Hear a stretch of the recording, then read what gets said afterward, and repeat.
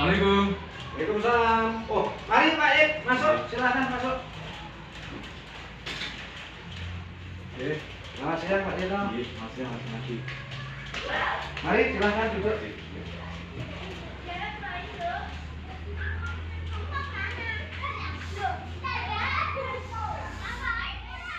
Mohon maaf mau mengganggu waktunya sebentar Pak Sumadi. Oh, silakan Pak Suyetno. Begini, saya selaku CGP atau calon guru penggerak mendapatkan tugas di modul 3.1 ini, yaitu mengadakan wawancara kepada Bapak Sumadi tentang bagaimana langkah-langkah atau praktik pengambilan keputusan yang selama ini dijalankan oleh Bapak Sumadi kaitannya di SD Negeri Bener 1 ini. Bapak Sumadi mungkin yang pertama bisa diberikan salah satu contoh kasus yang ada di SD Negeri Bener 1 ini. Bisa kasus murid sesama murid atau guru sesama guru, atau mungkin bisa guru terhadap murid. Kemudian bagaimana Bapak mengidentifikasi kasus-kasus yang merupakan dilema etika atau rujukan moral. Ya, terima kasih Pak Suyetno. Semoga jawaban yang akan kami sampaikan nanti bisa untuk memperlancar tugas Pak Yetno dalam mengikuti CGP. Nah, kita sadari bahwa di kehidupan sekolah itu pasti banyak rona-rona kehidupan, permasalahan yang kita hadapi, baik antar guru, antar pendidik dan tenaga pendidikan, antar siswa, antara guru dan siswa, itu biasa sering terjadi. Namun perlu disadari dan diketahui kasus-kasus semacam ini semoga kasus-kasus yang ringan, artinya tidak akan mencuat di permukaan, artinya menjadi polemik yang serius di kalangan masyarakat.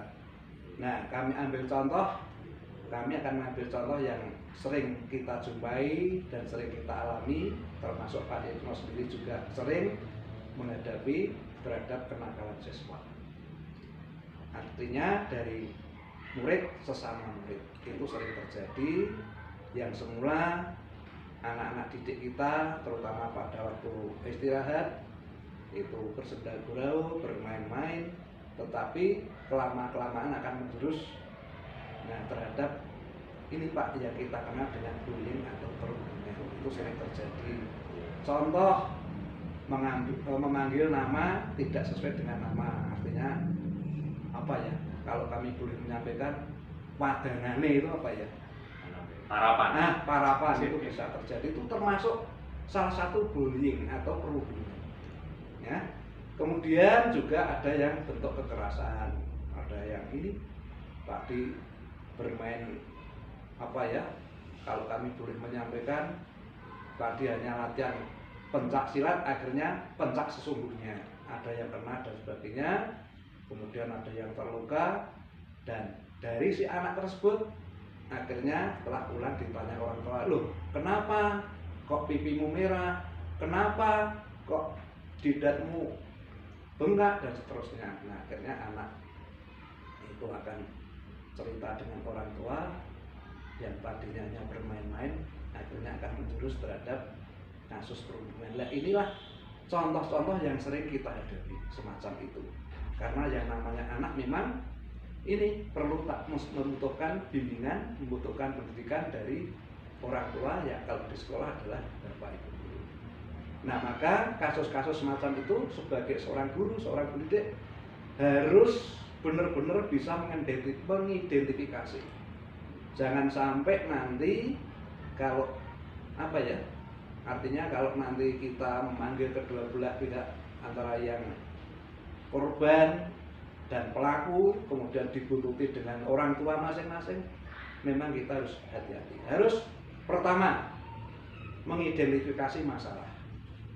Yang kedua, harus benar-benar ini mengorek data yang benar bagaimana, itu harus kami korek. Artinya dari kedua belah pihak yang tadi mengadakan sengketa, bahasa yang lebih keren sengketa ya, perundungan dari pihak korban maupun dari pihak pelaku, termasuk mungkin dari teman-teman ketika kita ada yang bermain di halaman, itu juga nanti akan kami mintai data.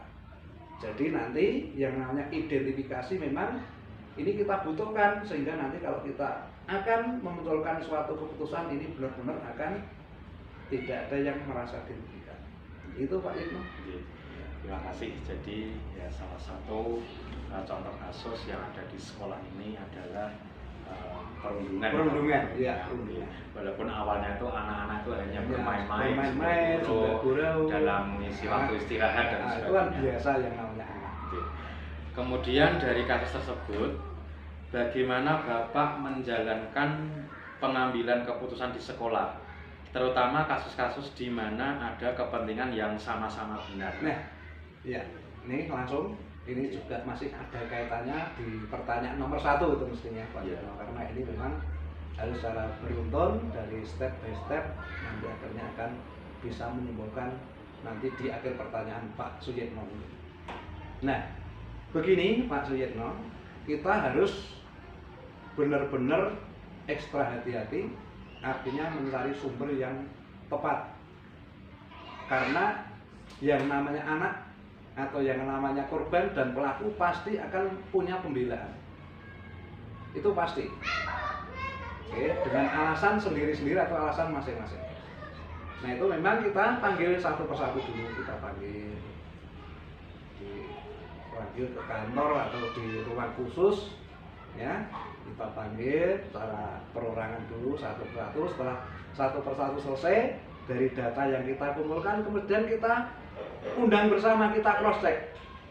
Nah, setelah kita cross check, nah akhirnya nanti kita bisa untuk menentukan apa yang nanti harus kita ambil sikap. Oke, mungkin melibatkan Bapak Ibu wali kelas, mungkin kalau perlu kita membutuhkan Pak Komite, mungkin perlu juga kita membutuhkan orang tua wali siswa. Sebab kita ketahui kalau anak dan orang tua itu lain Pak.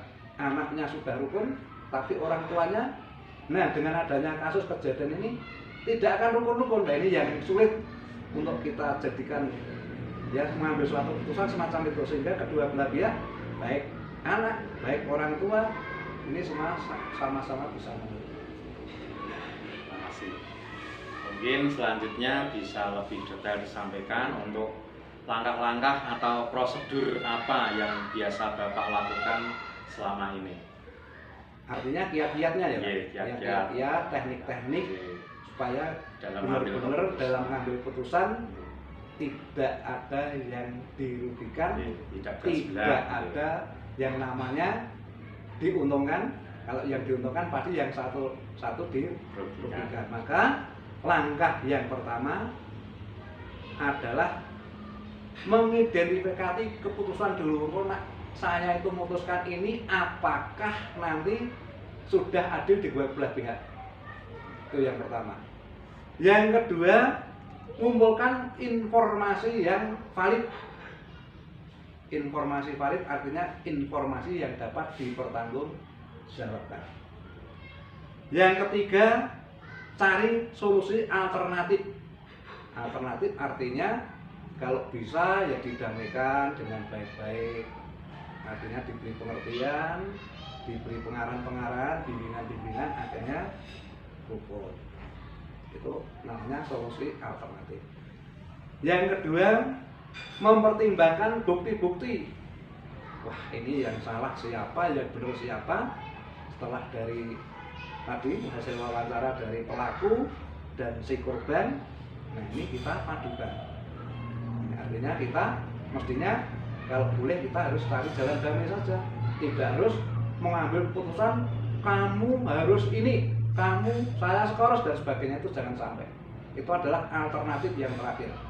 Kalau bisa kita, itu yang kelima adalah pilih dari jumlah alternatif yang sangat tepat atau yang artinya yang bisa mengikat kedua belah pihak, artinya bisa menerima dan semua legowo itu ikhlas. Yang terakhir adalah ambil tindakan. itu adalah alternatif yang paling, artinya paling terakhir Pak. Kalau memang didalilkan tidak bisa, akhirnya ambil tindakan. Bisa hukuman cara apa ya Pak? Administrasi. Misalnya ini sudah berkali-kali anak ini melakukan kejahatan perundungan. Nah ini tidak bisa menerima aran-aran. Akhirnya ada untuk dalam tata tertib kelas ada namanya skorsing. Skorsing artinya apa? Tidak masuk sekolah. Itu artinya keputusan-keputusan yang nanti bisa untuk menjadi efek jerah pada pelaku. Gitu. Terima kasih. Tadi Bapak Sunadi sudah menyebutkan kalau tidak salah 6 langkah prosedur dalam mengambil keputusan. Dari langkah-langkah yang sudah disebutkan Pak Sunadi tadi, hal-hal apa saja yang selama ini Bapak anggap efektif dalam pengambilan keputusan atau kasus-kasus di rumah etika tersebut yang paling efektif? Dari ke-6 langkah tersebut? Yeah. Dari ke-6 langkah tersebut yang kami merasa sangat efektif adalah cari solusi. Solusi artinya solusi secara damai. Kedua belah pihak bisa menerima dengan catatan apa yang dilakukan si pelaku maupun si korban ini kita sampaikan. Jadi dalam mengambil putusan memang biasanya kami tidak berani secara sendiri, walaupun kami sebagai top manager di suatu sekolah. Artinya kita harus melibatkan dari berbagai pihak, artinya warga sekolah. Yang pertama, ini yang pasti kita ajak wali kelasnya. Oke, mungkin anak yang dinakali bukan satu kelas Pak, mungkin di kelas bawahnya, mungkin di kelas atasnya. Ya, kedua-dua wali kelas itu kami ajak berduduk, kami ajak berunding. Kemudian kalau memang merasa masih kesulitan untuk mencari solusi yang alternatif yang paling tepat, juga kami akan menghadirkan Bapak Komite. Ya, karena komite adalah merupakan pengejauhan dari wali siswa. Nah, ini Pak. Jadi kalau kami boleh menyimpulkan, yang paling efektif adalah dalam mengambil keputusan dengan cara damai. Damai kedua belah pihak dan tidak ada efek sampingnya, artinya tidak ada ekor atau kepanjangan dari kasus tersebut. Jadi selesai ya selesai sudah, dan akhirnya anak-anak kumpul kembali, hidup normal kembali. Terima kasih Bapak.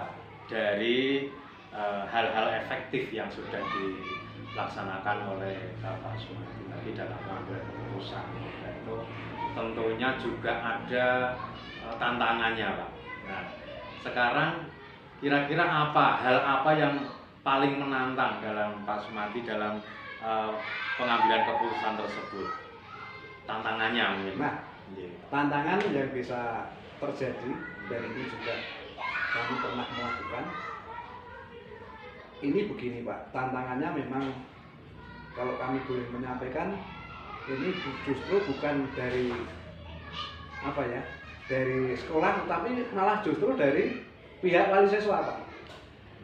Mungkin hubungan dari sekolah dan wali siswa agak enggan adanya kasus yang menimpa anaknya. Terus biasanya bertanya di jalan, menyapa Bapak Ibu guru, terus yang bersangkutan tidak menyapa. Nah ini sering terjadi semacam itu. Maka ini perlu kami tegaskan, setiap saat kita harus mengadakan paling tidak setahun 2 kali kita mengadakan pertemuan wali siswa untuk pembelajaran tentang hal-hal tersebut. Sehingga yang namanya kasus-kasus semacam ini jangan sampai orang tua mengekor, artinya ikut-ikutan apa yang dilakukan anak. Entah ini benar, entah itu tidak, biasanya orang tua pasti akan membela si anaknya. Nah itu tantangan-tantangan semacam ini sering terjadi. Maka dalam mengurangi tantangan tersebut, nah kita sebagai pendidik ini memang harus pintar-pintar dalam apa ya, artinya dalam menyampaikan pengertian-pengertian pembelajaran bagi masyarakat, sehingga kasus-kasus semacam ini ya jangan sampai dibawa ke masyarakat, selesaikan di suatu lembaga atau suatu satuan pendidikan itu selesai. Saya harapkan semacam itu. Namun ini kebanyakan yaitu ada ekornya lagi. Terima kasih Bapak.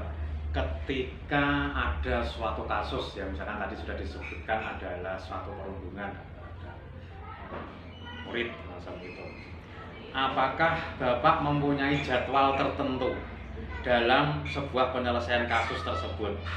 Apakah Bapak langsung menyelesaikan di tempat ketika mungkin terjadi sesuatu, atau memiliki sebuah jadwal untuk menyelesaikannya? Nah, bentuk atau prosedur seperti apa yang sudah Bapak laksanakan? Ya, terima kasih. Kalau jadwal cara permanen tidak, kita harus melihat kasus yang ada, dan biasanya tidak cara langsung kami tangani, Pak. Kami harus membutuhkan semacam klarifikasi terlebih dahulu, sehingga di dalam menentukan suatu keputusan, tadi sudah kami awali di depan, harus benar-benar tidak memberatkan salah satu pihak. Kita sebagai orang tua harus adil, tetapi adil itu tidak tentu sama. Atau yang namanya adil tidak tentu sama. Maka ini kami kalau jadwal permanen tidak, tetapi juga kita punya waktu tersendiri. Ya, klarifikasi dari kedua belah pihak yang tersengketa atau dari anak pelaku dan si korban.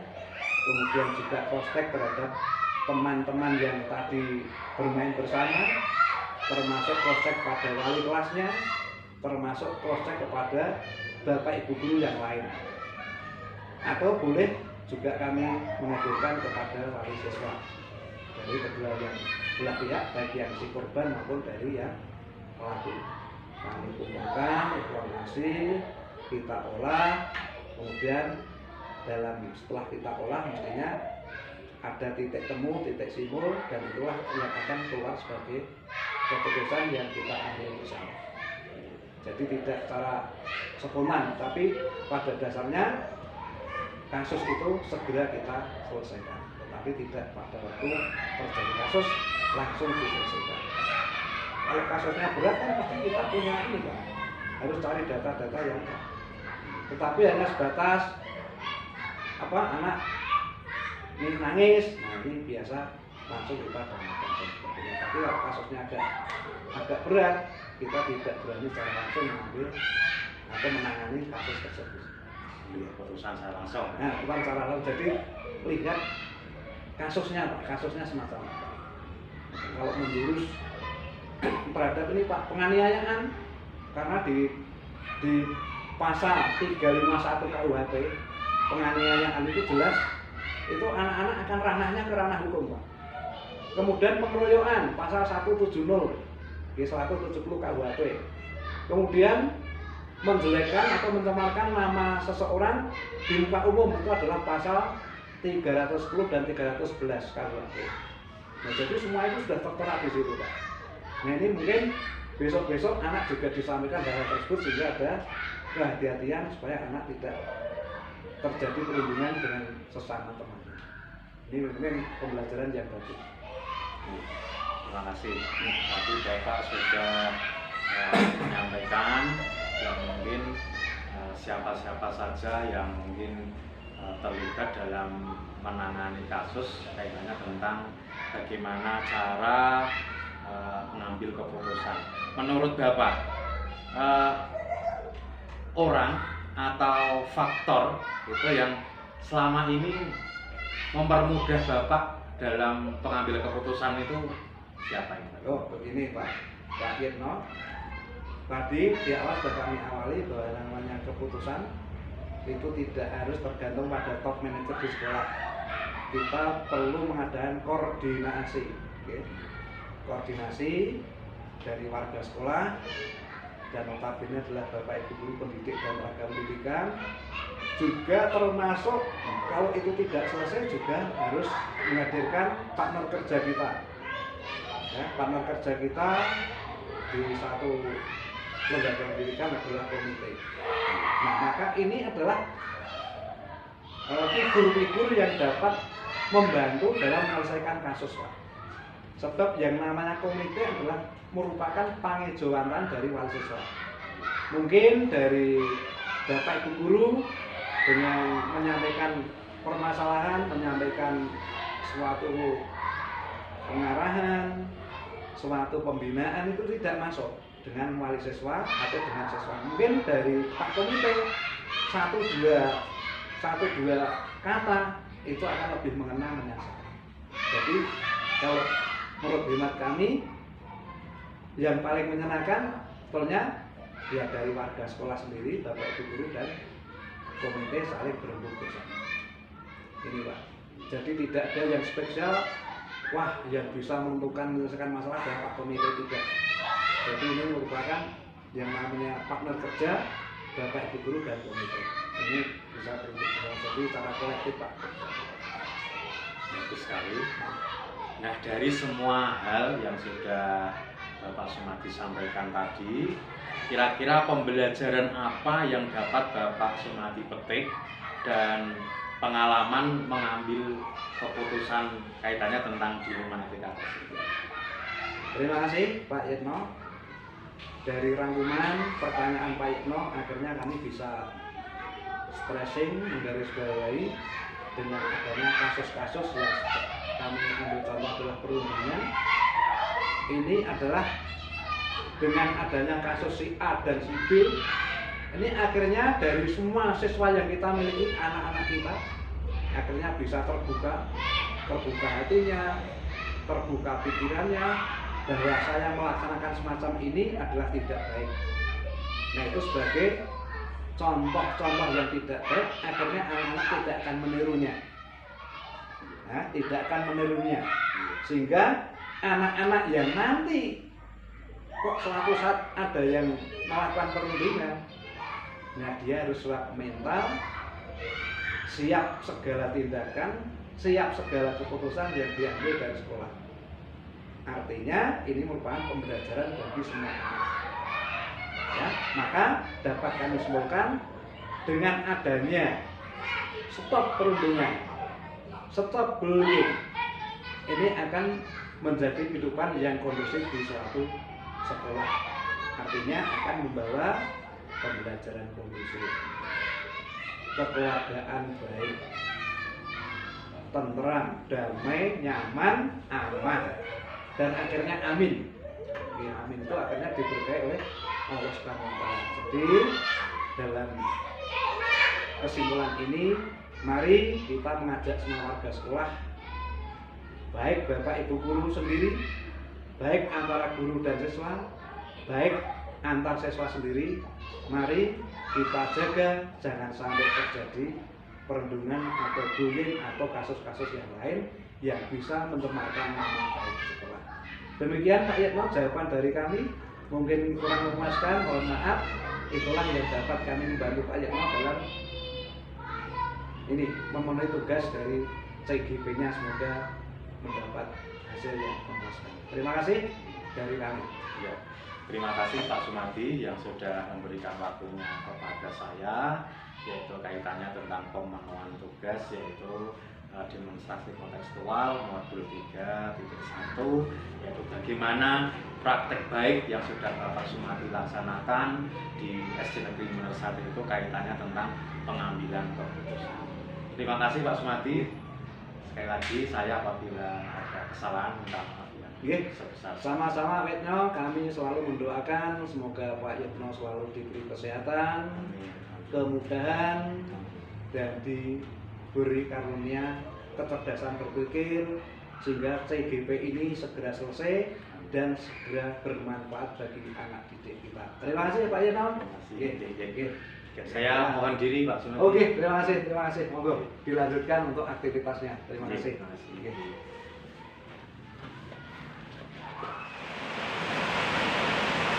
Assalamualaikum.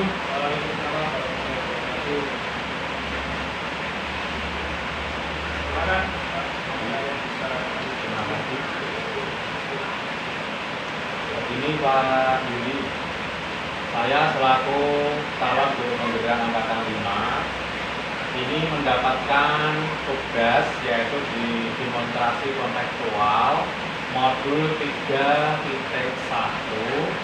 yaitu untuk melaksanakan wawancara terhadap Bapak, yaitu kaitannya tentang praktek baik yang sudah Bapak Yuli lakukan, kaitannya tentang pengambilan keputusan di SD Negeri Baruan Potong Satu ini. Bisa minta waktunya ya Pak ya? Bisa, silakan. Ya. Oke. Yang pertama Bapak, di sekolah itu kan pasti ada kasus-kasus, yaitu bisa kasus murid terhadap murid, atau mungkin guru terhadap guru, dan bisa juga guru terhadap murid. Nah, nanti Pak Yuli bisa berikan contoh satu kasus saja. Dan ini bagaimana cara Bapak mengidentifikasi kasus-kasus yang merupakan dilema etika atau rujukan moral. Gitu. Terima kasih.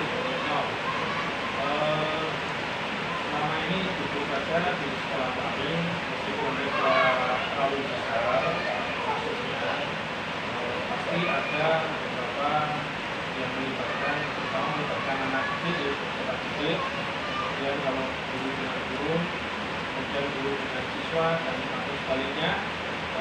Tapi di sini kami fokus di siswa saja.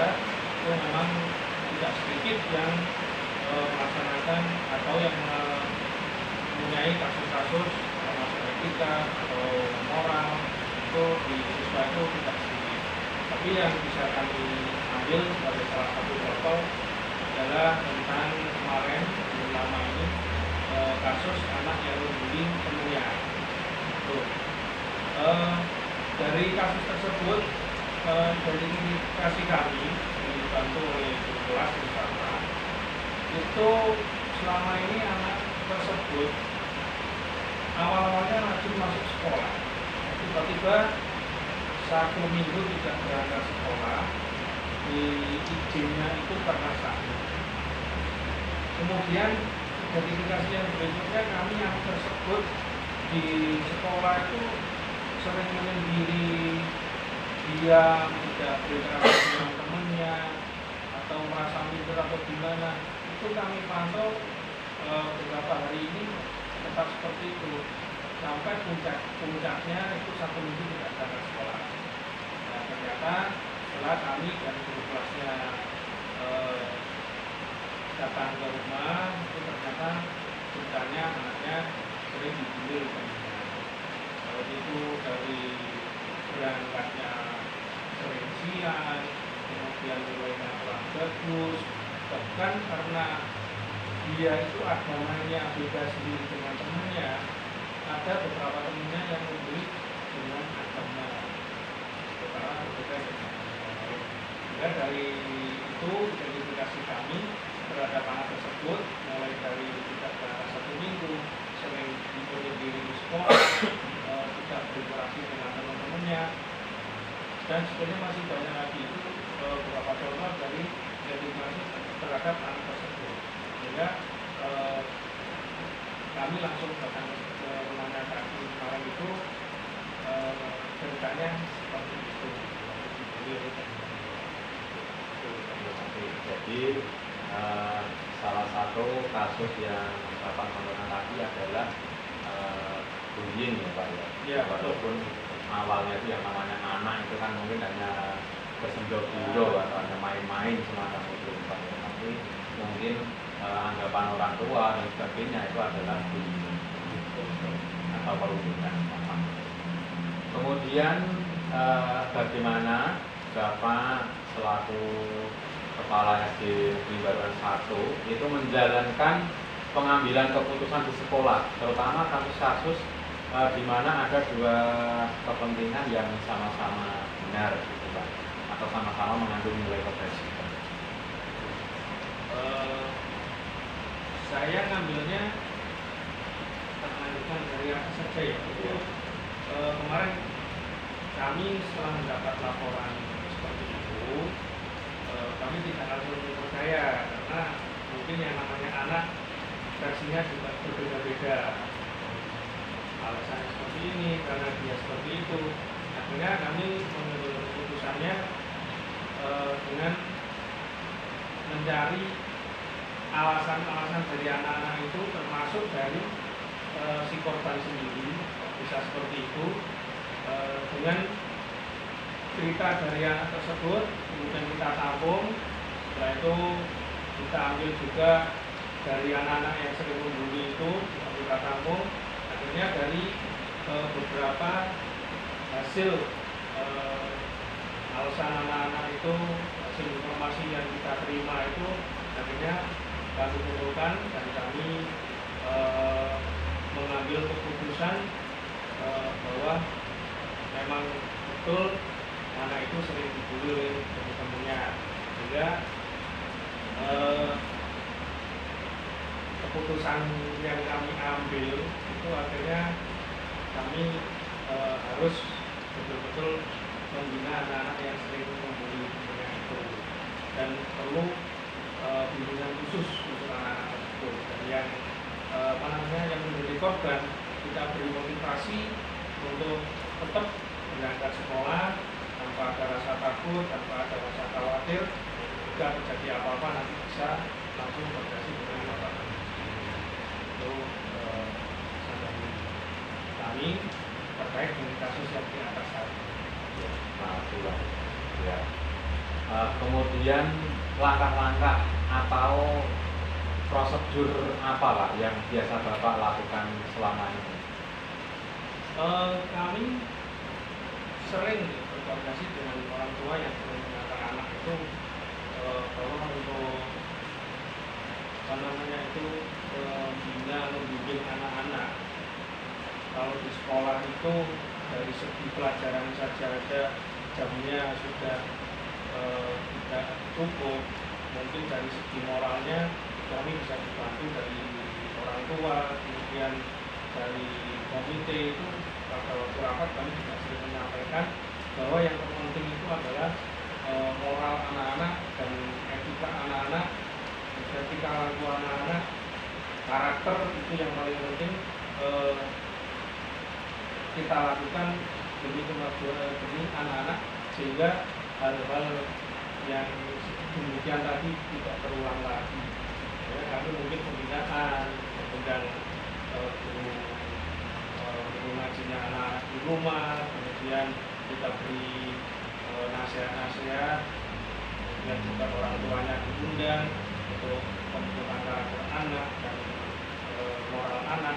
Itu yang langkah-langkah selama ini kami lakukan. Khusus untuk kasus yang di atas tadi, sementara kami membimbing anak-anak yang sudah membuli temannya tadi, dan yang menjadi korban juga kita beri motivasi untuk. Jadi tadi Pak Yuli memberikan beberapa langkah-langkah prosedur terkait dengan pengambilan keputusan. Menurut Pak Yuli, itu langkah mana yang Pak Yuli anggap paling efektif dalam pengambilan keputusan tersebut? Saya rasa semuanya bisa kita kategorikan efektif, tapi mungkin ada yang lebih efektif lagi, karena hasil dari kita membina anak-anak, kemudian membimbing anak-anak, itu tidak mungkin langsung serta-merta itu kita dapatkan hasilnya. Jadi mana yang saya rasa semuanya kalau untuk kebaikan anak itu langkah-langkah keputusan yang kita ambil itu pun saya rasa juga itu yang terbaik buat anak-anak dan buat kita semuanya. Jadi kita tidak langkah apa yang terbaik atau yang terbaik, kita semuanya kita anggap kalau diberi dengan itu yang terbaik. Ya, mungkin itu tadi adalah langkah-langkah efektif yang diambil oleh Pak Yuli.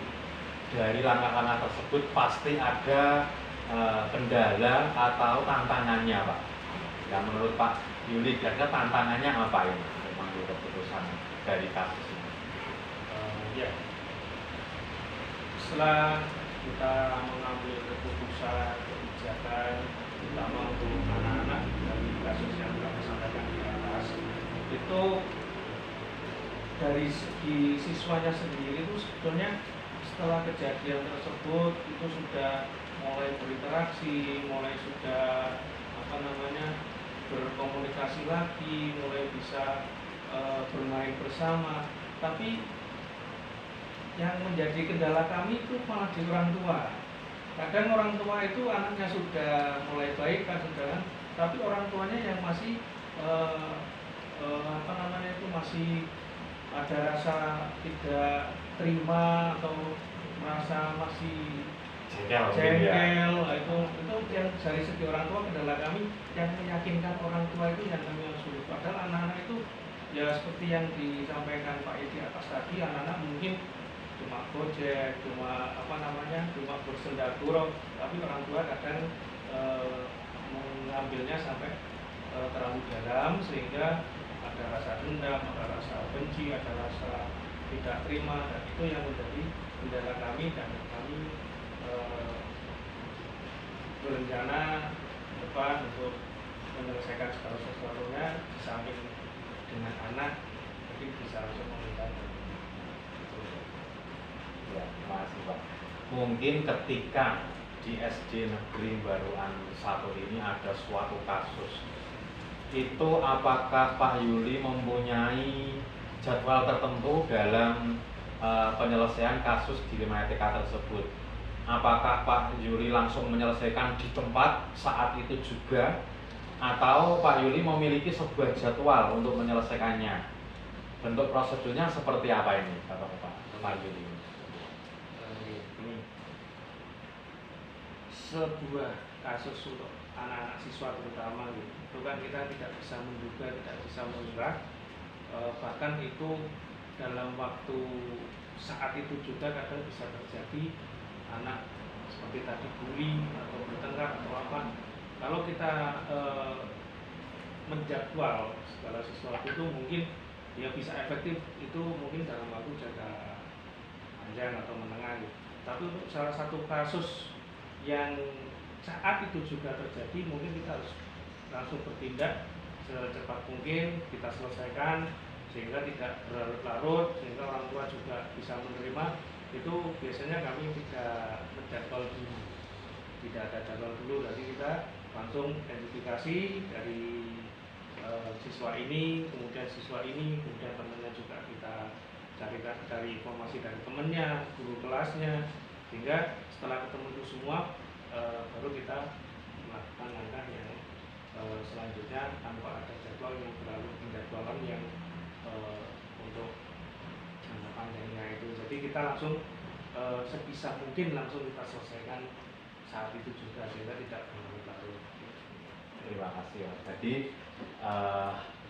dari pengambilan keputusan tersebut, mungkin adakah seseorang atau faktor-faktor apa yang selama ini mempermudah atau membantu Bapak dalam pengambilan keputusan kaitannya tentang kasus di 5 TK tersebut?